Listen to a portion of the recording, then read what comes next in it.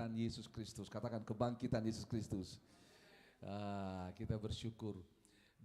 Indonesia memperingati ada namanya Hari Kebangkitan Nasional. Kebangkitan seringkali dijadikan menjadi sebuah momen di mana sesuatu yang flat, yang mati, yang tidak ada kehidupan berubah menjadi sebuah fenomena kehidupan yang ajaib. Itu sebabnya kita bersyukur bahwa kebangkitan Kristus menjadi titik atau tonggak kebangunan rohani, titik sentral iman orang Kristen.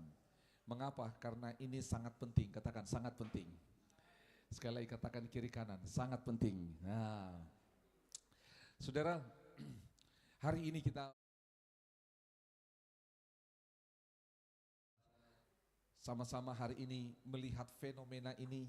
Saya bersyukur beberapa hari di dalam minggu ini kita melihat ada pawai di mana-mana tentang kebangkitan Kristus. Ada iring-iringan, nah, sorak-sorai, ada baris-baris orang-orang berkumpul di berbagai tempat. Mereka mulai dari hari Rabu, mereka mulai melambaikan daun-daun palem, mereka buat pawai, kegirangan, dan sampai hari ini ada banyak gereja orang percaya di seluruh dunia merayakan dengan berbagai cara yang berbeda. Ada yang pagi-pagi cari telur Paskah seperti itu ya. Tetapi ada juga orang yang pagi-pagi pergi ke kuburan. Kenapa ke kuburan? Mau lihat siapa tahu kuburnya terbuka. Nah, banyak ritual-ritual yang dilakukan dan tanda kutip semua itu dalam atau mengacu kepada seorang pribadi bernama siapa? Yesus. Katakan sama-sama, Yesus. Saudara, saya berharap firman Tuhan hari ini boleh menolong saudara dan saya, karena orang yang mengerti firman Tuhan ini tentang sentral kebangkitan Kristus itu memiliki iman yang tak tergoyahkan. Mengapa? Dengar baik-baik, karena semua orang mati. Katakan semua orang mati. Dan ada beberapa orang dibangkitkan, tetapi yang dibangkitkan itu tetap mati juga. Hanya satu yang mati, hanya satu pribadi yang pernah hidup, dia mati, dia dibangkitkan dan hidup selamanya. Yaitu siapa? Yesus. Saudara dengar, itu sebabnya sentral iman orang percaya bergantung bukan hanya kepada kelahiran Yesus, kematian Yesus, tetapi sampai kepada kebangkitan Yesus. Itu sebabnya trilogi ini nggak bisa dipisahkan. Kelahiran, kematian, kebangkitan, bahkan sampai kenaikan Yesus ke sorga, ini nggak bisa dipisahkan. Tidak pernah ada pengkhotbah yang bisa memisahkan ini, karena ini merupakan sebuah rangkaian yang tidak bisa diputus. Dan tahukah saudara, di setiap rangkaian itu selalu iblis berusaha menggagalkannya. Iblis berusaha menggagalkan kematian Kristus melalui siapa? Herodes, betul? Dia berusaha menggagalkannya. Lalu dia akan membunuh para bayi waktu itu. Waktu Yesus mau mati disalib, iblis berusaha menggagalkan lewat siapa? Murid-murid. Saudara bayangkan murid-murid berusaha menghalang-halangi Yesus. 3 kali Yesus berkata bahwa dia akan ke Yerusalem, dia diserahkan, disiksa, disesah, dan dia akan mati. Murid-murid bilang apa? Jangan, jangan. Sampai kita tahu sama-sama murid yang paling vokal namanya Petrus. Dia bilang sama Yesus, dijauhkan itu daripadamu. Dan Yesus berkata apa? Nyala engkau? Iblis. Bayangkan. Iblis memakai Petrus untuk menggagalkan penyaliban Yesus. Bahkan ketika Yesus sudah mati, dikubur, saudara, itu mau peristiwa kebangkitan, saudara tahu, kita akan baca sama-sama nanti itu. Sampai akhirnya orang-orang Farisi ngomong seperti ini kepada tentara Romawi. Hei tentara Romawi, kamu tahu tidak? Selama Yesus hidup dia berkata bahwa dia akan bangkit pada hari yang ketiga. Terus, kalau umpamanya dia bangkit, maka apa yang terjadi? Maka penyesatan yang terbesar dari yang sebelumnya dia lakukan. Kan mereka berkata penyesatannya adalah Yesus adalah Tuhan. Dia mengampuni, dia memanggil Allah dengan Bapa. Dia lebih besar daripada Daud, lebih besar daripada Musa, lebih besar daripada Abraham. Semua ahli Farisi berkata itu penyesatan. Nah, kalau sampai dia bangkit dari kematian, itu penyesatan terbesar sepanjang sejarah. Terus apa kita buat? Kirim pasukanmu, jagai dia. Karena apa? Murid-murid bisa jadi mencuri mayatnya, lalu dikatakanlah bahwa dia bangkit padahal tidak. Bayang saudara. Dalam semua peristiwa itu, iblis berusaha menggagalkan trilogi Kristus ini. Karena apa? Karena iblis tahu bahwa sentral iman orang Kristen, orang percaya sesuai dengan kitab suci, Itu dia. Itu sebabnya hari ini dengar baik-baik.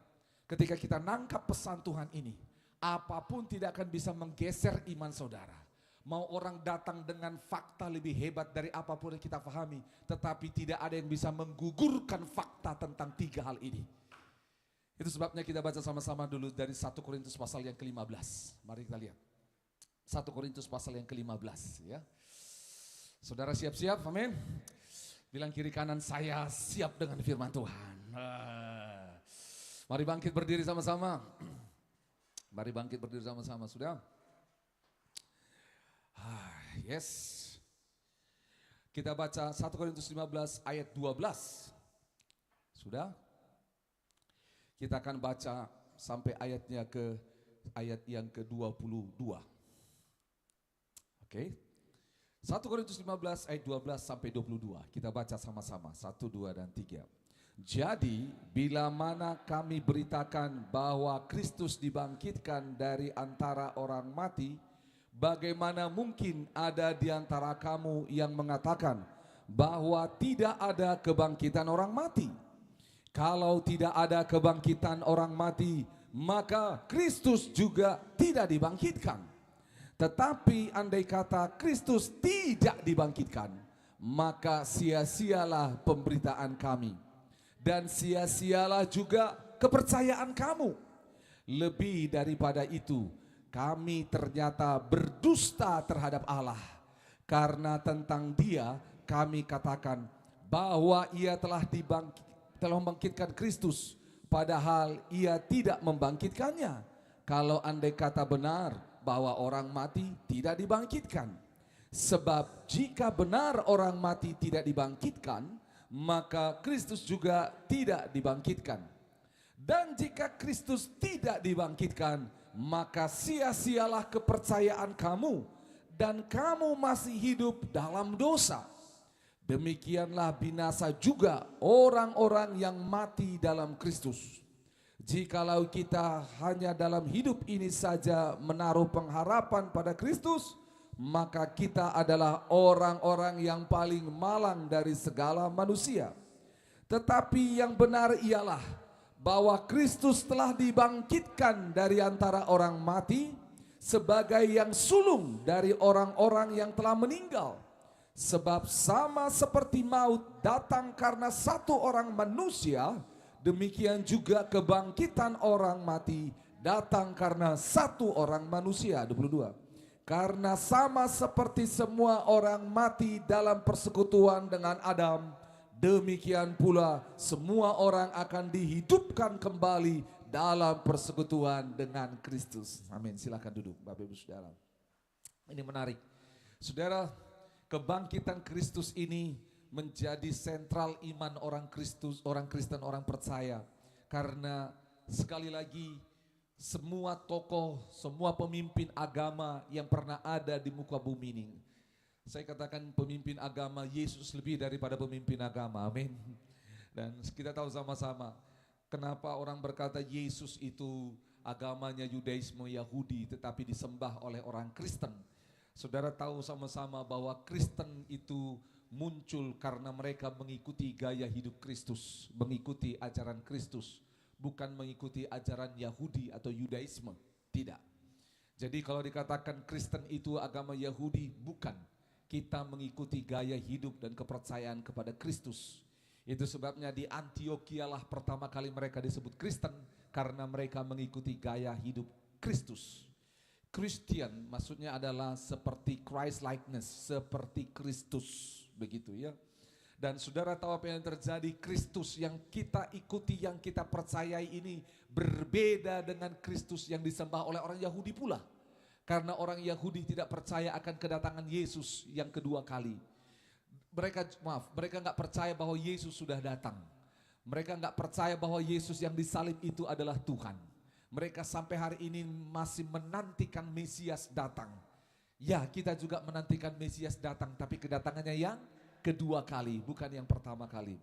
Itu sebabnya Kristus yang kita sembah ini beda yang disembah dengan Yahudi, bisa beda juga dengan Kristus atau Isa Al-Masih yang disebut dalam Al-Quran oleh saudara-saudara kita dari Bani Kedar dan Nebayot. Berbeda. Beda sekali. Katakan jelas beda. Bilang kiri kanan, jelas beda. Jadi tidak bisa diasosiasikan, tidak bisa disama-samakan, nggak bisa dicocok logikan, nggak bisa. Oleh sebab itu kita lihat sama-sama 1 Korintus 15 ayat 12 sampai 22 ini akan kita bahas. Mendasarinya coba baca sama-sama ayat 1 sampai ayat yang ketiga, sampai ayat yang kelima. 1 Korintus 15 ayat 1 sampai yang kelima. Karena apa? Ini harus sesuai dengan kitab suci. Lihat sama-sama ayat 1, 1 Korintus 15 ayat 1. Dan sekarang saudara-saudara, aku mau mengingatkan kamu kepada Injil yang aku beritakan kepadamu dan yang kamu terima dan yang di dalamnya kamu teguh berdiri. Ingat ya, Injil ini apa? Oleh Injil itu kamu diselamatkan, Injil itu menyelamatkan. Asal kamu teguh berpegang kepadanya. Jadi siapapun yang mendengar Injil, yang percaya teguh kepadanya, dia akan diselamatkan. Siapapun, katakan siapapun. Seperti yang telah kuberitakan kepadamu, kecuali kalau kamu telah sia-sia menjadi percaya. Lihat, jadi orang bisa dengar Injil tapi nggak selamat kalau dia apa? Sia-sia percaya, kalau dia tidak percaya. Kristen sekalipun kalau dia tidak percaya maka sia-sia, tidak diselamatkan. Itu sebabnya Kristus tidak membawa agama, tetapi dia membawa iman kepada orang percaya. Ayat yang ketiga, sebab yang sangat penting telah kusampaikan kepadamu, yaitu apa yang telah kuterima sendiri, bahwa Kristus telah sama-sama telah mati karena dosa kita sesuai dengan kitab suci. Lihat, katakan sama-sama, sesuai dengan kitab suci. Harus sesuai dengan firman, sesuai dengan kitab suci. 4, bahwa ia telah apa? Dikuburkan. Dan bahwa ia telah dibangkitkan pada hari yang ketiga. Sesuai dengan apa? Sesuai dengan kitab suci. Jadi dengar baik-baik. Peristiwa kematian Kristus dan peristiwa kebangkitannya itu sesuai dengan kitab suci. Nanti kita akan lihat bagaimana kitab suci mencatatnya. Itu yang pertama, sesuai kitab suci. Ayat yang kelima, 1, 2, 3. Dan bahwa ia telah menampakkan diri kepada siapa? Kefas, dan kemudian kepada ke-12 muridnya. Kita baca dulu bonus ayat 6. Sesudah itu ia menampakkan diri lebih kepada berapa? 500 saudara sekaligus. Kebanyakan dari mereka apa? Masih hidup. Katakan masih hidup. Nah, masih hidup sampai sekarang. Tapi berapa di antara yang meninggal? Dengar baik-baik. Jadi kematian Yesus dan kebangkitan Yesus disahkan oleh yang pertama kitab suci yang tidak bisa dibantah. Dan yang kedua ada saksi hidupnya. Katakan ada saksi hidupnya. Jadi kalau dan dikatakan pada saat firman ini ditulis masih ada yang hidup tentang cerita itu. Ada yang tahu, ada yang dengar, ada yang menyaksikan, dan ada yang mengkonfirmasi, itu betul. Jadi kalau ada orang yang muncul 500, 400, 600 tahun kemudian dan berkata, Yesus itu enggak mati di salib, Yesus itu diserupakan, Yesus itu enggak bangkit, Yesus itu dipalsukan. Kita bisa bawa mereka ke sebuah pengadilan dan bawa bukti ini. Paham maksudnya ya? Saudara, itu maksudnya. Saudara dengar baik-baik. Mau sehebat apapun mereka menjelaskan, mau tak beragama atau beragama apapun, tetapi mereka nggak bisa bantah tentang hal ini. Karena apa? Ada saksinya. Katakan ada saksinya. Saudara dengar baik-baik. Ini saksinya bukan satu. Berapa saudara? 500. Dan 500 ini dikatakan, lihat sama-sama. Dikatakan apa? Sekaligus. Katakan sama-sama, sekaligus. Saya tanya sama saudara. Kalau satu orang bisa disuap, betul? 2 orang bisa disuap, 3 orang bisa disuap, 4 orang bisa disuap, tapi 500 orang sekaligus. Susah saudara, nggak bisa. Itu loh. Dan juga ada fakta sejarah lainnya yang kalau saudara tahu belajar dari sejarah kekristenan. Di mana abad pertama, kita tahu sama-sama Tertullianus semua menulis itu juga. Bahwa pernah ada kejadian seperti seorang yang dianggap budak, dianggap penjahat, disalibkan. Namun ajarannya telah menyebar kepada seluruh orang Yahudi. Itu ada fakta sejarahnya. Flavius Josephus juga menulis. Flavius Josephus ini orang Ibrani yang gak percaya kepada Yesus. Dia beli kebangsaan Romawi sebagai haknya dia beli dengan uangnya. Dan dia membuat tulisan, dia seorang sejarawan. Sejarawan, dengar baik-baik, yang tidak percaya Yesus. Dia orang Yahudi yang gak percaya Yesus. Dan dia orang Romawi yang tanda kutip diangkat untuk menjadi overseer, sebagai seorang pengawas bagi orang Yahudi. Dia kaki seakan-akan tanda kutip seperti kaki tangan orang Romawi untuk mengetahui bagaimana kehidupan Yahudi. Dia tidak punya kepentingan tentang Yesus. Itu sebabnya dia tulis apa adanya. Dia tulis bahwa kerajaan kekaisaran Romawi pernah membuat sebuah hukuman terberat sepanjang masa, yaitu penyaliban kepada beberapa orang, termasuk kepada Kristus Yesus itu. Yesus yang disebut Tuhan oleh orang Yahudi, itu dikatakan. Saudara dengar baik-baik, itu fakta sejarah. Itu sebabnya kita menggantungkan iman kita kepada Kristus yang hidup bukan yang mati. Katakan yang hidup bukan yang mati. Tapi sebelum kita melihat kehidupan yang luar biasa ini, dia mengalami kematiannya. Ada orang yang bertanya kepada saya, kenapa Yesus harus mati dikubur selama 3 hari baru dia bangkit. Ada orang yang berkata pada zaman itu ada sebuah tradisi, kalau mati 1 hari bisa bangun besoknya karena mati suri. Besoknya kalau hari kedua, tapi kalau sudah hari ketiga putus. Dari dunia medis juga berkata tidak ada orang yang bisa bertahan lebih daripada 3 hari dan tetap hidup, begitu loh. Jadi Yesus katanya karena itu, sebenarnya lebih daripada itu. Karena satu kali para murid bertanya, apakah tandanya? Dia berkata, anak manusia, aku mau beri tanda kepadamu seperti Yunus, dia berkata. Seperti Yunus di dalam perut ikan selama 3 hari, demikian juga anak manusia akan ada di dalam perut bumi selama 3 hari. Jadi tentang kematian Yesus dan kebangkitannya pada hari yang ketiga, jauh di perjanjian lama sudah dinubuatkan. Itu sebabnya tidak ada yang bisa menggesernya. Amin. Kita akan kembali kepada 1 Korintus 15 ini nanti, namun kita lihat karena dikatakan sesuai kitab suci. Katakan sesuai kitab suci. Sekali lagi, sesuai dengan kitab suci. Nah, coba lihat sama-sama Lukas pasal 24. Di sini tentang kebangkitan Kristus. Saya mengambil Injil Lukas karena Lukas ini physician, dia seorang tabib yang punya pengetahuan tentang anatomi tubuh manusia. Dan nanti dia melihat ini secara fisik, dan nanti kita bisa lihat Yohanes mendeskripsikan kebangkitan Kristus itu secara perasaan, karena memang dia menulis dengan perasa. Gitu loh ya saudara ya.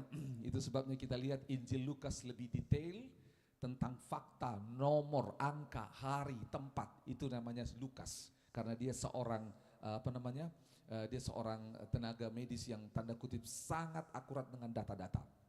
Yuk kita lihat sama-sama Lukas pasal 24, kebangkitan Yesus. Oke. Dan pada hari Sabat mereka beristirahat menurut hukum Taurat. Tetapi pagi-pagi benar pada hari pertama minggu itu mereka pergi ke kubur membawa rempah-rempah yang telah disediakan mereka. Dengar baik-baik, mereka pergi ke kubur untuk mencari Yesus yang mati.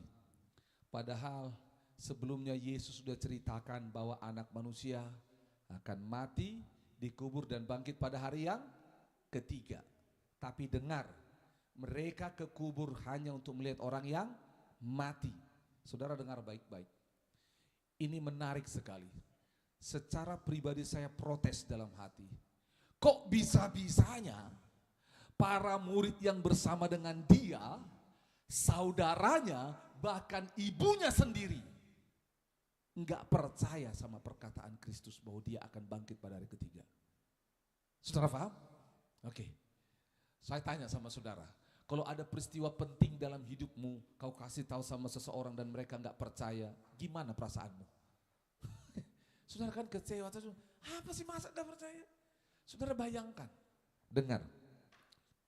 Waktu saya bergumul dalam perasaan itu, tiba-tiba muncul yang namanya firman Tuhan dan muncul yang namanya agenda dari Roh Kudus. Katakan agenda dari Roh Kudus. Dengar baik-baik. Kita belajar dari peristiwa itu. Sekalipun saudara sudah percaya kepada Kristus, saudara bisa lupa terhadap perkataan Tuhan. Kita bisa lupa. Dengar, karena hari Jumat dia disalibkan, Sabtu itu Sabat kosong berhenti, apa yang mereka lakukan? What do you do on your Sabbath? Ada banyak orang menghabiskan waktu tidak tanda kutip. Bisa jadi ada 3 hal ya. Pertama, bisa jadi mereka itu sedang meratapi kesedihan mereka, betul? Bisa jadi, hai mati nih Yesus dan segala macam. Itu sebabnya kita tahu bahwa ada perjalanan ke Emmaus, betul? Ada murid-murid yang pergi meninggalkan Yerusalem. Karena apa? Mereka kehilangan Yesus. Jadi ada yang satu tinggal dalam kesedihan, ada yang kedua mereka pergi kemana? Ke kampung halaman, tenda harapan. Ada yang ketiga melanjutkan hidup keluar dari panggilan. Seperti Petrus dan kawan-kawan yang kembali menangkap ikan. Itu konfirmasi dari sorga bunyinya. Saudara dengar baik-baik. Dengar baik-baik. Apa yang kau lakukan dalam waktu kosongmu, dalam sabatmu, itu menentukan apa yang akan terjadi kemudian. Penantianmu menentukan apa yang akan dihasilkan.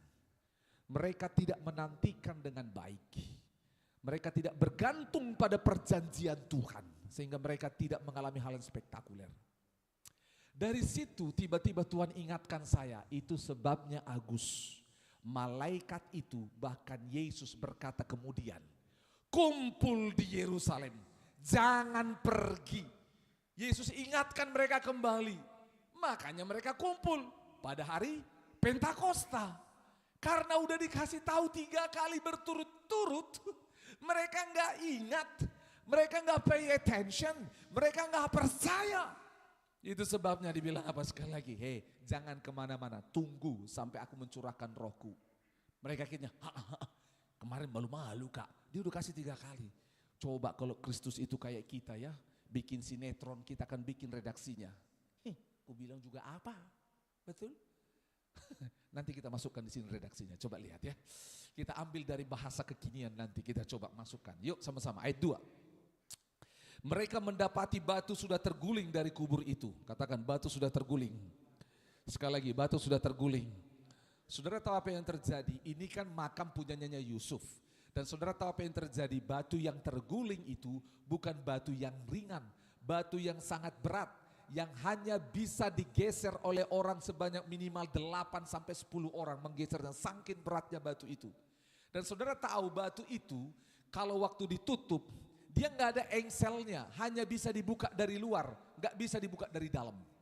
Karena pintunya kecil, batunya besar. Sehingga kalau mau buka, hanya 2 caranya. Pertama didorong, dijatuhkan, yang kedua dihancurkan. Hanya itu caranya. Tetapi apa yang terjadi? Batu itu terguling dari kubur itu. Saudara dengar baik-baik. Ini yang terjadi. Seringkali kita nggak menikmati yang namanya fenomena, bukan fenomena, nggak enak ngomongnya, tetapi seakan-akan demikian. Kita nggak menikmati fakta kuasa kebangkitan Kristus karena ada batu-batu yang menghalangi kita. Apa batu yang menghalangimu? Pikiran kita. Saudara nggak usah buka. Kisah Rasul 17, kalau saudara lihat, waktu Paulus pergi ke Athena, dia ketemu sama orang-orang di sana. Dia bicara sama orang-orang Athena. Dan dia berkata, dia cerita tentang Kristus. Lalu banyak orang di situ. Ada orang golongan Epikurus dan Stoikos bilang kayak gini, apa gerangan yang mau diajarkan si Peleter ini? Dia ceritakan Yesus yang bangkit itu. Cerita omong kosong itu. Kalau orang Indonesia bilang apa? Orang Indonesia bilang, apa cerita itu? Nenek moyang. Dia kan ejek itu. Nggak ada itu. Saudara, itu tanda kutip menjadi stumbling block, menjadi seperti batu yang nutupin. Ada banyak hal yang menutupi sehingga orang tidak mengalami kebangkitan dalam hidupnya. Kalau engkau mengalami kebangkitan Kristus dalam hidupmu, maka apa yang terjadi? Nanti 1 Korintus 15 kita akan bahas, itu menarik sekali. Tetapi oleh sebab itu dengar baik-baik, ada batu yang berusaha menghalangi. Dia berusaha menghalangi. Batu itu bisa menutupi pikiran kita, telinga kita, menutupi pikiran kita, mata kita, berusaha menutupi hati kita. Itu sebabnya dengar baik-baik. Batu ini terguling bukan karena manusia, bukan karena murid-murid, tetapi Allah sendiri yang menggulingkannya. Itu sebabnya apapun batu yang menutupi pengenalanmu akan Tuhan, hanya Allah yang bisa menggesernya, menggulingkannya. Katakan amin. Hanya Allah. Ada batu yang menghalangi hidup kami. Keluarga besar saya itu, kami itu dikatakan bahwa kami ini dikutuk. Benar, saya lahir itu nggak kenal lagi kakek saya. Dan saya ditunjukkan bagaimana kakek saya meninggal. Bagaimana kakek saya mati dengan cara yang mengenaskan. Dan saya diberitahu siapa yang membunuh kakek saya. Dan saya diberitahu pula mengapa kakek saya sampai mati terbunuh dengan cara demikian. Dan itu menjadi seperti kutuk bagi kami turun-temurun. Dan itulah yang menjadi sebuah hal yang menakutkan bagi nenek saya, nenek kami. Itu sebabnya papa saya itu orang anak ke-6 dari 11 bersaudara. Anak nomor 1, 2, 3, 4, 5 meninggal semuanya. Karena apa? Ada kutuk di masa lalu yang diberikan kepada keluarga kami. Tidak bisa, semua akan mati. Dengar baik-baik, semua mati. Sampai nenek saya stres. Itu sebabnya waktu papa saya masih kecil, tiba-tiba kekristenan masuk di kampung kami. Waktu kekristenan masuk di kampung kami, di kampung nenek saya itu semua orang menyembah berhala. Bahkan kakek saya itu salah seorang imam penyembah berhala. Dari mana saya tahu? Karena di belakang rumah nenek saya itu ada sebuah tanah dan ada sebuah bangunan. Di dalam bangunan itu waktu kecil saya masih ingat saya dibawa masuk ke dalam dan itu menyeramkan. Saya lihat bagaimana, oh ini tempat ibadah mereka menyembah berhala itu. Menyembah agama nenek moyang. Kami nggak sebut penyembahan berhala, tapi agama nenek moyang, agama leluhur. Parmalim namanya. Orang Toraja mungkin punya juga sebutan apa? Aluk Tudolo, seperti itu. Itu yang terjadi. Dan saudara tahu apa yang terjadi? Itu terus turun-temurun. Sehingga akhirnya ketika papa saya kecil, kekristenan masuk di kampung kami. Waktu masuk, nenek saya, karena kakek sudah meninggal, nenek saya ini takut. Kakek saya masih hidup waktu itu. Nenek saya ini takut dia kehilangan bayi, kehilangan anak. Gak enak melahirkan mati. Belum dibesarkan mati, gak enak. Jadi dia stres menurut saya dan menurut adik papa saya termuda. Akhirnya disuruhlah dibawa. Papa saya dibawalah ke gereja. Diserahkan. Siapa tahu dia bisa nasib hidupnya tidak seperti kakak-kakaknya terdahulu. Dan papa saya generasi yang pertama lepas dari kutuk itu. Kami generasi kedua. Karena dikatakan tidak akan ada anak laki-laki lahir di keluargamu. Itu sebabnya kami pertama. Papa saya laki-laki, saya laki-laki dan Sean laki-laki. Tidak ada. Kami generasi pertama. Dengar baik-baik. Siapa yang bisa geser batu itu? Yesus yang bisa. Apapun batu yang menghalangi tentang kebangkitan iman dalam dirimu. Dengar, hanya Allah yang bisa menggesernya.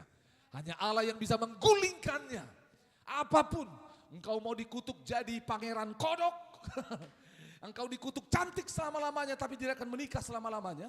Apapun, saudara dengar baik-baik. Hanya Allah yang bisa menggulingkan batu itu. Katakan amin.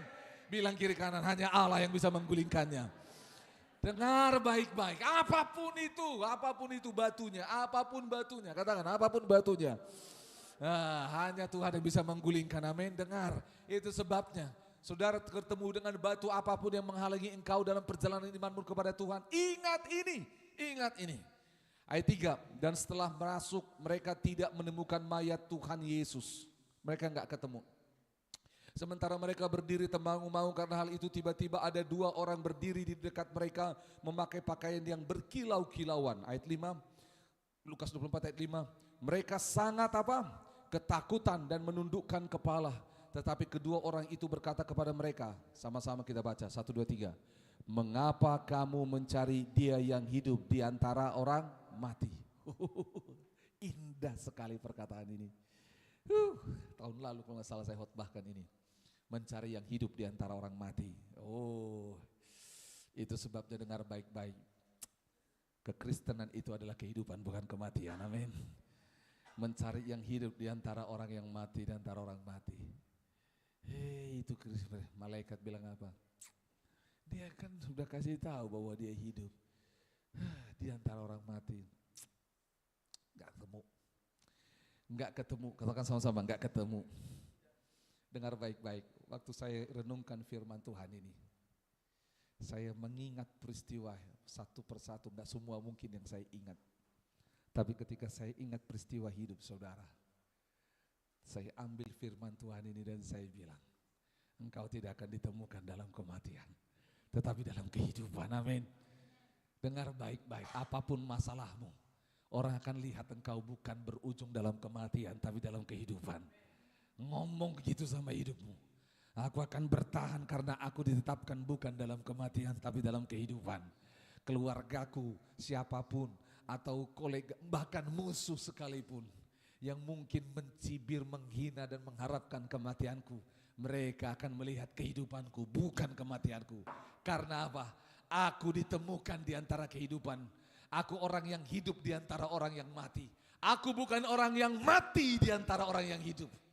Ada banyak orang di luar sana tanpa Kristus, mereka adalah orang yang mati sementara mereka hidup secara fisik.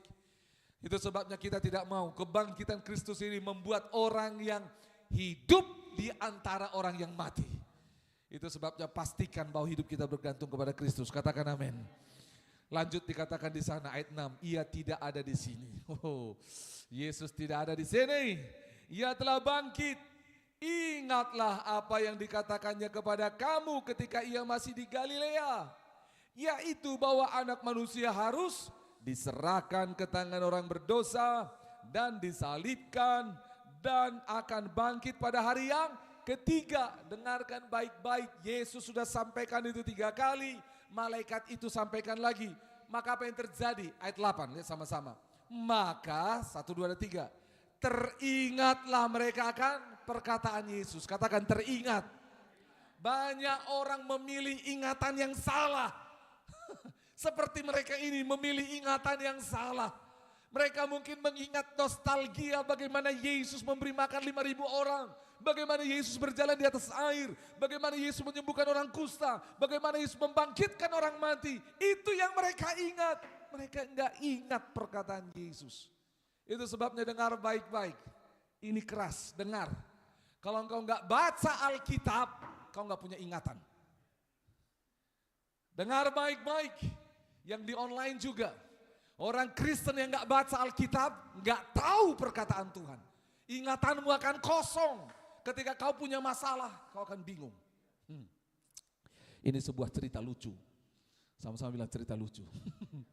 Ada seorang hamba Tuhan, tiba-tiba dalam sebuah pesawat. Hamba Tuhan ini dalam sebuah pesawat. Tiba-tiba pesawat itu mengalami turbulensi, goncang. Semua orang udah ketakutan, semua orang berdoa. Tiba-tiba pramugari ingat, ada seorang pendeta di dalam, hamba Tuhan. Karena dia pakai kalung salib. Ingat ya, ini cerita lucu, jadi nggak benaran. Sudah, wah gitu loh. Tiba-tiba apa yang terjadi? Wah udah goncangan itu.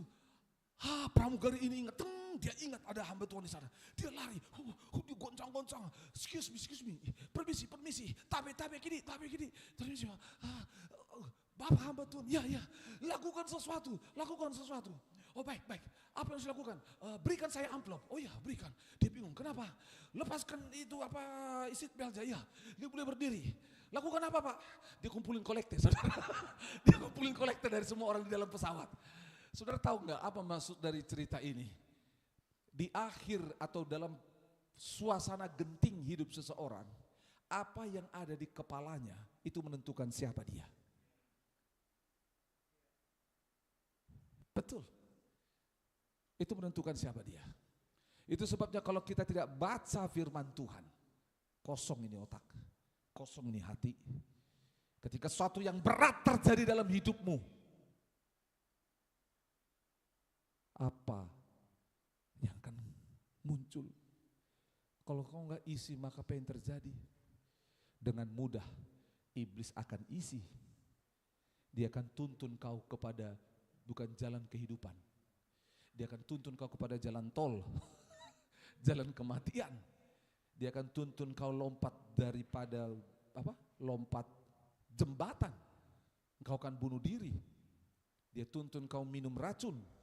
Dia tuntun kita hal-hal yang jahat. Karena apa? Kosong. Ingat baik-baik di atas. Tuhan tidak menghendaki kematian, kebinasaan, tapi kehidupan. Itu sebabnya kalau kita perkataan itu tinggal dalam hati pikiran. Dengar baik-baik.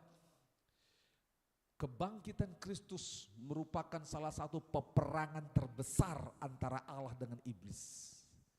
Sebenarnya peperangan itu sudah dimenangkan. Katakan amin.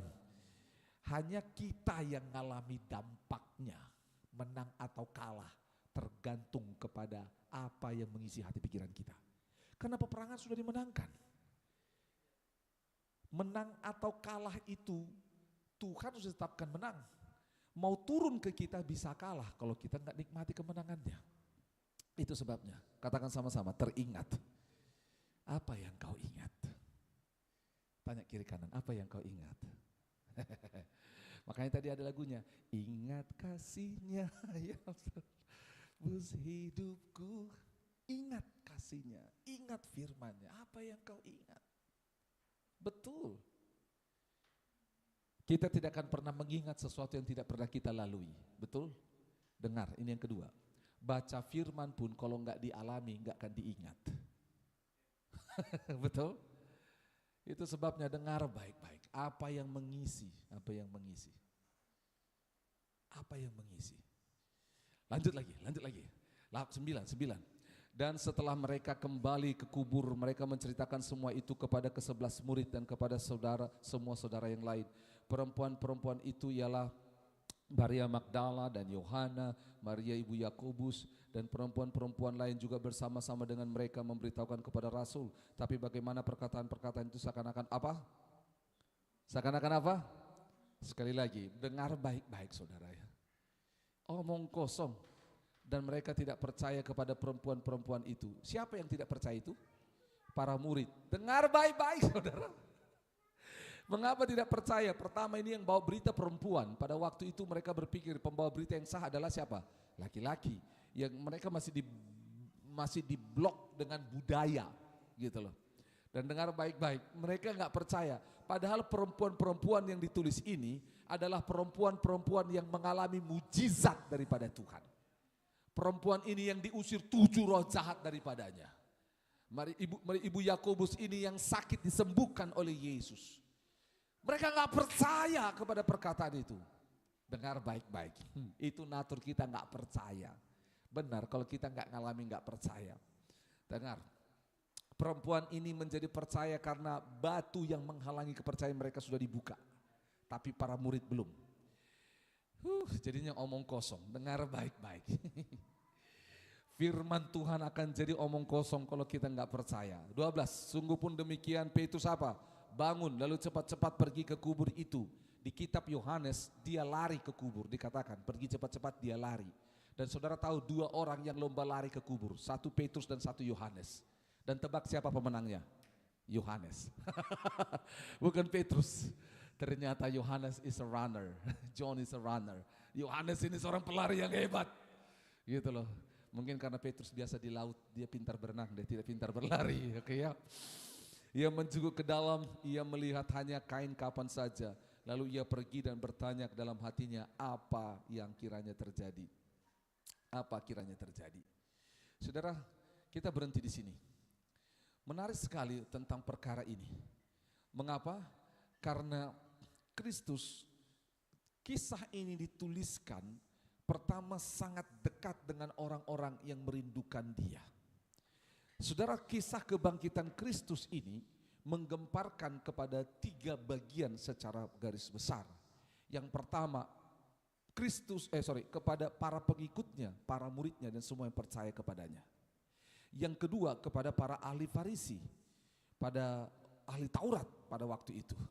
Yang terakhir kepada siapa? Kepada para pemerintah Romawi. Itu sebabnya saudara, dengar baik-baik. Mengapa sampai 3 oknum ini di Matius, Markus, Lukas dan Yohanes dibuat supaya kita sadar bahwa peristiwa ini tidak terjadi di tempat tersembunyi, peristiwa ini tidak direkayasa, dan peristiwa ini tanda kutip menjadi sebuah perkara yang diketahui oleh banyak orang. Itu sebabnya, oke, kita nggak punya banyak waktu. Itu sesuai dengan kitab suci mengenai kebangkitan Kristus. Yuk kita sama-sama kembali ke kitab Korintus tadi. Kalau Kristus tidak dibangkitkan, apa yang terjadi? Saudara, ini menarik. Saudara lihat sama-sama. Di ayat yang 12. Jadi 1 Korintus 15, jadi bila mana kami beritakan bahwa Kristus dibangkitkan dari antara orang mati, bagaimana mungkin ada di antara kamu yang mengatakan bahwa tidak ada kebangkitan orang mati? Jadi yang pertama, kebangkitan, jika Kristus tidak dibangkitkan dari antara orang mati, maka tidak akan ada kebangkitan. Loh, kan sudah ada. Yesus membangkitkan Lazarus. Itu kan sudah kebangkitan, tapi ini beda. Kebangkitan Kristus adalah kebangkitan yang kekal untuk hidup selama-lamanya. Ada orang di dalam perjanjian lama yang tidak mengalami kematian. Siapa namanya? Ada Henok, ada Elia. Mereka enggak mengalami kematian dan mereka langsung diangkat. Yesus mengalami yang namanya peristiwa natural manusia dan dia dibangkitkan. Saudara dengar, ketika Yesus dibangkitkan dari kematian dan dia naik ke sorga, dia sedang membuat cerita tentang kesempurnaan dia sebagai manusia dan kesempurnaannya sebagai Allah. Dia lahir, dia menderita, waktu disalib Yesus kesakitan, betul? Dia menderita, dia haus, bahkan dia berkata aku haus, the 7 words, 7 perkataan Yesus di atas kayu salib. Salah satunya dia berkata apa? Aku haus. Dia haus, saudara, dia haus. Yesus nangis, bukti bahwa dia adalah manusia. Dia bukti dia manusia. Tapi tahukah saudara, dia tidak mau minum yang namanya cawan itu. Karena cawan itu berisi mur yang tanda kutip menolong dia untuk relief pain, untuk dia tidak merasa rasa sakit. No, Yesus bilang apa? Aku mau tanggung sakitnya. Aku mau tanggung amarah Tuhan. Aku mau tanggung murka Tuhan. Enggak mau didiskon. Dia enggak mau diskon. Itu sebabnya kalau dikasih mur itu, dia akan bisa berhalusinasi. Makanya ketika orang berkata Eloi, Eloi lama sabachthani, ketika dia berkata begitu dia manggil Elia, dia berhalusinasi. Para prajurit ini mikir. Mengapa mereka mikir? Karena Yesus ini tidak dikasih obat penenang, perangsang atau yang membuat dia berhalusinasi. No, enggak mungkin. Enggak. Itu sebabnya secara logis mereka berkata apa? Dia memanggil Elia. Kenapa dia panggil Elia? Mereka ini berpikir. Itu sebabnya ada dalam bagian lain yang tidak tercatat detail dalam Alkitab. Bagaimana the centurion, bagaimana para pasukan itu ada yang percaya kepada Kristus jadinya. Lewat kematian di kayu salib. Karena apa? Yesus mau tanggung murka Allah total. Dia tidak mau diskon. Dia tidak mau. Saudara bayangkan kalau dia tanggung diskon saudara. Dia tanggung dosa saudara 70%. Mau? Dia tanggung dosa kita 80%. 100%. Itu sebabnya dalam Yohanes pasal yang ke-10. Ini jelas sekali. Yohanes pasal yang 10 dia berkata seperti ini. Aku gembala yang baik. Aku memberikan nyawaku kepada siapa? Domba-dombaku. Dan dia berkata, aku berkuasa untuk mengambilnya kembali. Itu sebabnya Yesus mati di atas kayu salib. Bukan karena siksaan, bukan karena tentara Romawi. Dia mati di atas kayu salib karena dia menyerahkan nyawanya. Enggak ada yang bisa ambil nyawanya. Karena dia udah ngomong, aku berhak, aku bisa mengambil nyawaku. Gitu loh. Enggak ada yang bisa. Dia mati ketika dia berkata, aku serahkan. Sebelum dia serahkan enggak akan mati, saudara. Itu hebatnya Yesus ini, itu kerennya Yesus ini. Itu sebabnya dengar baik-baik. Dia katakan, kebangkitan Kristus ini akan menjadi kebangkitan bagi semua orang mati yang percaya kepadanya. 13, kalau tidak ada kebangkitan orang mati maka Kristus juga tidak dibangkitkan. Jadi ini ceritanya adalah Allah sudah buat patron bahwa orang yang mati akan dibangkitkan, gitu loh. Dan Kristus menjadi yang sulung. Tadi nanti kita akan lihat di bawah ini. Kristus menjadi yang sulung. Dia yang pertama. Itu sebabnya dikatakan di ayat 23. Tetapi tiap-tiap orang urutannya, Kristus sebagai buah sulung. Sesudah itu mereka yang menjadi miliknya pada waktu kedatangannya. Jadi kebangkitan Yesus adalah kebangkitan yang sulung. Yang membawa semua orang kembali kepada Bapa. 14. Tapi andai kata Kristus tidak dibangkitkan, sama-sama katakan, sia-sialah pemberitaan kami dan sia-sialah juga kepercayaan kamu. Injil yang kami beritakan, yang kita beritakan itu sia-sia. Mengapa? Dengar baik-baik. Sekali lagi, semua orang pemimpin kelompok, pemimpin negara, pemimpin tertentu semua pernah mati. Hanya Kristus yang bangkit sehingga kita tidak sia-sia percaya. Berita ini bukan isapan jempol, bukan pemanis. Berita ini bukan dongeng sebelum tidur. Itu sebabnya kita enggak sia-sia. Injil yang kita beritakan ini powerful karena ditandai dengan kematian dan kebangkitan dan kehidupan selama-lamanya. Lebih daripada itu, kami ternyata berdusta terhadap Allah Karena tentang dia kami katakan bahwa ia telah membangkitkan Kristus, padahal ia tidak membangkitkannya. Kalau andai kata benar bahwa orang mati tidak dibangkitkan. Jadi orang-orang yang tidak percaya dan berusaha menghilangkan peristiwa kebangkitan Kristus, mereka adalah pendusta-pendusta Allah. Pendusta-pendusta, ini dikatakan pendusta-pendusta. Dengan tegas Alkitab berkata demikian. Itu sebabnya kalau saudara kita tidak percaya pada kebangkitan Kristus, kita adalah orang yang berdusta kepada Allah. Karena apa? Allah sendiri berkata, aku tidak berdusta. Aku katakan akan ada kebangkitan, ini aku buktikan. Gitu loh. 16, sebab jika benar orang mati tidak dibangkitkan, maka Kristus juga tidak dibangkitkan. 17, dan jika Kristus tidak dibangkitkan, maka sia-sialah kepercayaan kamu dan kamu masih hidup dalam dosamu. Itu saya sebutkan tadi, bahwa kepercayaan kita bukan bergantung kepada seseorang yang mati, tapi bergantung kepada seorang yang hidup sampai selama-lamanya. Katakan amin. Makanya enggak sia-sia, enggak sia-sia. Ada seorang yang beberapa hari lalu sebuah tulisan kesaksian dikirimkan di bangsa ini. Dia dari latar belakang yang mulai dari lahir sampai pada usia tertentu, dia tidak percaya pada Kristus. Lalu akhirnya dia mengalami perjumpaan dengan Tuhan. Perjumpaan dengan Tuhan dan akhirnya dia diselamatkan. Waktu dia diselamatkan, semua menolak dia, membuang dia, menyiksa dia. Semuanya, dia menderita. Semua orang minta untuk dia kembali kepada kepercayaannya semula. Dia bilang, tidak. Saudara dengar baik-baik, dia mengalami penderitaan yang luar biasa. Tahukah saudara yang membuat dia bertahan? Yang membuat dia bertahan adalah karena dia percaya kepada seorang yang hidup. Karena aku percaya pada Tuhan yang hidup, bukan Tuhan yang mati. Ketika semua keluarganya berusaha menghancurkan dia, dia balik tanya, kamu percaya kepada yang hidup atau yang mati? Aku percaya kepada dia yang hidup dan itu yang buat aku bertahan sampai hari ini. Sekalipun aku sampai mati, tapi aku percaya kepada dia yang hidup. Karena dia sanggup memberi hidup kepada semua orang yang mati. Sampai keluarganya diam semuanya. Tuhan yang kamu sembah hidup atau mati. Karena selama ini dia diam. Dia enggak berbicara. Dia seperti Kristus, domba geluh, disiksa, dia diam.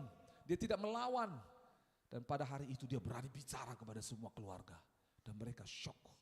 Beberapa orang di antara mereka mulai ragu dengan iman kepercayaannya yang lama. Karena apa? Kita percaya pada Tuhan yang mati. Mana ada orang yang mati bisa nuntun orang yang hidup. Hanya orang yang hidup bisa nuntun orang yang hidup. Dan itu membuat dia teguh. Dengar baik-baik. Beberapa orang Kristen membuang imannya dan membuat imannya menjadi recehan. Tetapi orang yang dari lahir yang sedang mencari keselamatan, mencari kebenaran sejati, berjumpa dengan Yesus. Mereka mempertahankan imannya sampai titik darah penghabisan. Karena apa? Mereka tahu bahwa yang mereka sembah adalah pribadi yang hidup. Yang berjanji karena dia berkata, akulah jalan, akulah kebenaran, dan akulah hidup. Dia percaya pada jalan yang menuntun dia pada kehidupan. Dia tidak percaya kepada pribadi yang mati. Dia percaya kepada pribadi yang hidup.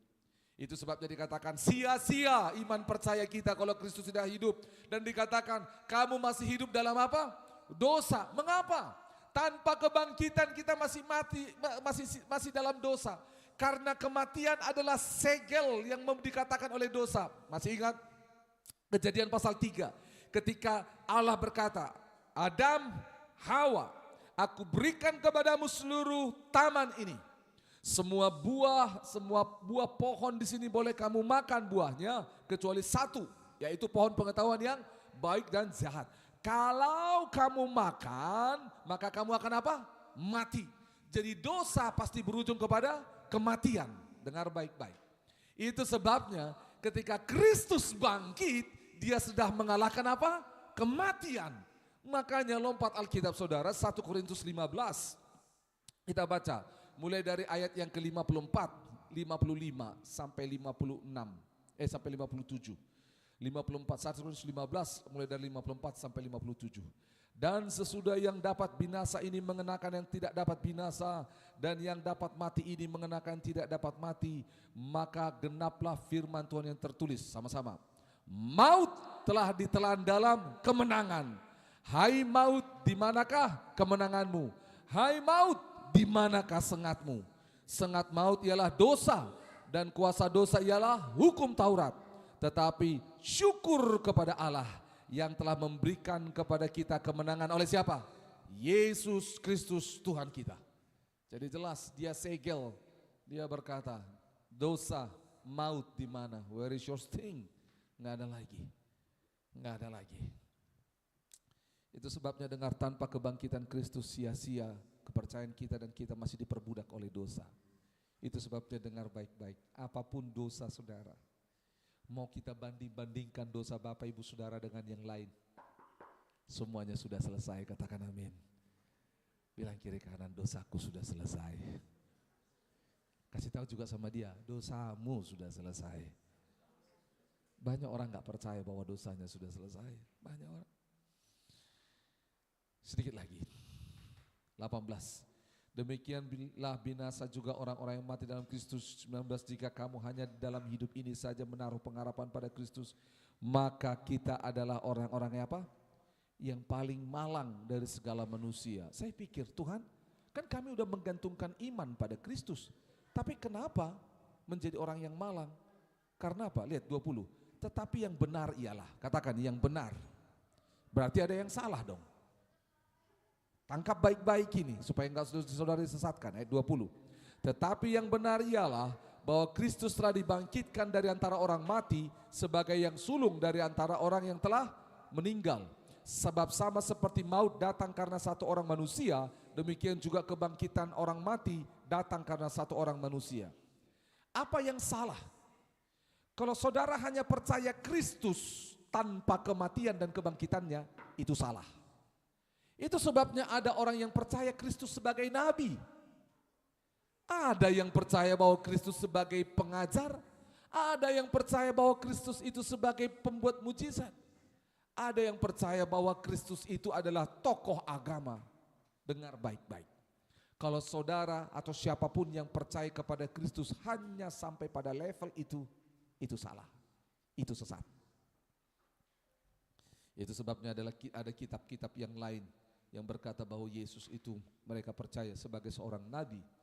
Ada yang berkata, ya saya percaya Yesus itu sebagai salah seorang dewa. Saya percaya Yesus itu sebagai seorang nabi. Dengar baik-baik, ini gak akan diselamatkan. Itu sesat. Yang benar adalah kita harus percaya sampai pada Kristus itu mati dan dibangkitkan. Katakan amin.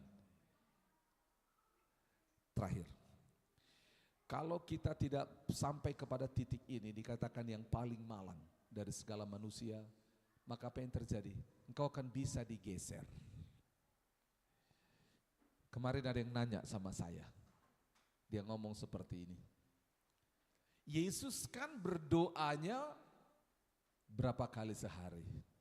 Lihat cara Yesus, dia berpuasa. Betul? Dia lakukan A, B, C, dan D. Agama apa yang lakukan itu? Saudara, orang bermain kata dan bermain agama, mereka itu ada di level paling bawah. Mengapa? Karena mereka hanya bermain di level tentang pemikiran dunia. Mereka enggak berpikir tentang kekekalan. Berarti, itu sebabnya dengar baik-baik. Saudara dengar. Yesus tanpa kekristenan, dia tetap Yesus. Tapi kekristenan tanpa Yesus akan mati. Itu sebabnya Yesus harus menjadi sentralnya. Dia harus disembah sebagai Tuhan dari semua yang ada. Supaya kita tidak menjadi malang. Tidak menjadi malang. Yang terakhir, saudara, firman Tuhan ini menolong kita bersama-sama. Supaya apa? Supaya kita tahu supremasi daripada Allah. Yuk kita baca sama-sama, mulai dari 24.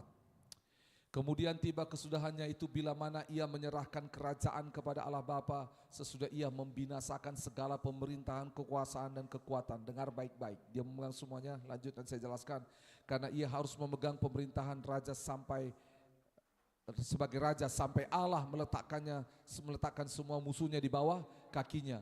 Musuh yang terakhir yang akan dibinasakan ialah maut. 27. Segala sesuatu telah ditaklukkannya di bawah kakinya. Tetapi kalau dikatakan bahwa segala sesuatu telah ditaklukkan, maka teranglah bahwa ia sendiri telah menaklukkan segala sesuatu di bawah kaki Kristus, itu tidak termasuk di dalamnya. Saya stop di sini. Saudara, kebangkitan Kristus itu menunjukkan supremasi daripada Allah. Dia menaklukkan segalanya. Di bawah kakinya semuanya. Di bawah kakinya. Dia taklukkan semuanya. Itu sebabnya dikatakan di dalam Kolose 1 ayat 16 itu semua pemerintahan di bumi ini ditaklukkan di bawah kakinya. Ditaklukkan, dengar baik-baik. Iblis, penguasa di dunia ini, roh-roh jahat teritorial di udara, semua sudah ditaklukkan di bawah kaki Kristus. Hanya orang yang berhasil mengalahkan kematian yang bisa menaklukkannya. Karena dengar baik-baik, dengar. Yohanes 4 ayat 24 berkata Allah itu adalah roh. Dengar baik-baik ya. Ini semua supaya saudara nangkap. Kematian adalah jendela untuk masuk ke dalam dunia roh. Jadi iblis berpikir seperti ini. Kalau Yesus hanya hidup di dunia ini, maka dia hanya berkuasa tentang dunia. Itu sebabnya iblis berusaha membuat Yesus sampai mati. Dia berusaha menghalangi Yesus untuk bangkit. Karena ketika Yesus bangkit, maka apa yang terjadi? Dia berkuasa atas alam kehidupan manusia dan dia berkuasa dalam alam roh. Dia berkuasa atas jasmani, dia berkuasa atas alam roh, alam spiritual. Itu sebabnya iblis gak punya tempat. Dia gak punya.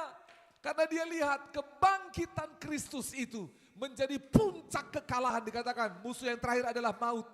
Gak ada lagi. Gak ada lagi. Maut itu berkata apa? Kita bisa bodoh-bodohin manusia. Kita bisa tipu manusia dengan kuasa mereka. Karena apa? Mereka ini secara fisik berpikir kita ini makhluk roh yang bisa mengendalikan mereka. Dan tiba-tiba Kristus hancurkan kematian. Dia masuk ke dalam alam maut. Dia kalahkan semuanya dan berkata, hei, dia ambil kunci kerajaan maut. Dan berkata, hai iblis, kau gak punya hak lagi. Dengar, semuanya harus tunduk. Karena dia penguasa. Dia selesaikan semuanya. Itu sebabnya iman kekristenan kita harus bergantung sepenuhnya kepada kematian kebangkitan Kristus. Karena lewat itulah kita bisa mengalahkan penguasa di udara. Semua alam spiritual bisa ditaklukkan. Bukan dengan kuat dan gagah kita. Tetapi roh Allah yang telah bangkit itu. Katakan amin. Itu sebabnya main musik boleh maju. Ketika kita percaya pada kebangkitan Kristus. Dia memberikan kehidupan. Katakan kehidupan. Bilang kiri kanan kehidupan. Dan kehidupan itu bukan hanya bicara untuk hari ini. Tapi masa yang akan datang. Masa yang akan datang. Oleh sebab itu saya buat satu pertanyaan yang harus saudara jawab. Yang harus saudara jawab dalam doa hari ini. Apa batu yang menghalangimu untuk percaya? Kalau masih ada batu yang menghalangimu untuk percaya, hari ini datang pada Tuhan. Teduhkan hati berdoa sama-sama. Dia Yesus telah mati bagiku. Ku tahu Yesus hidup.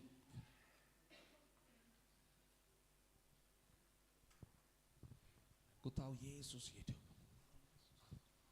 Dia hidup. Karena Yesus hidup aku tidak sendiri. Karena Yesus hidup maka aku bukan lagi orang malang. Karena Yesus hidup aku punya pengharapan. Karena Yesus hidup aku punya sukacita. Karena Yesus hidup maut tidak memenjarakanku. Kematian tidak memenjarakanku. Dengar baik-baik. Kubur itu kosong supaya hatimu berisi. Kubur itu kosong supaya pikiran kita berisi. Kubur itu kosong supaya hidup kita yang kosong diisi oleh pribadi Allah.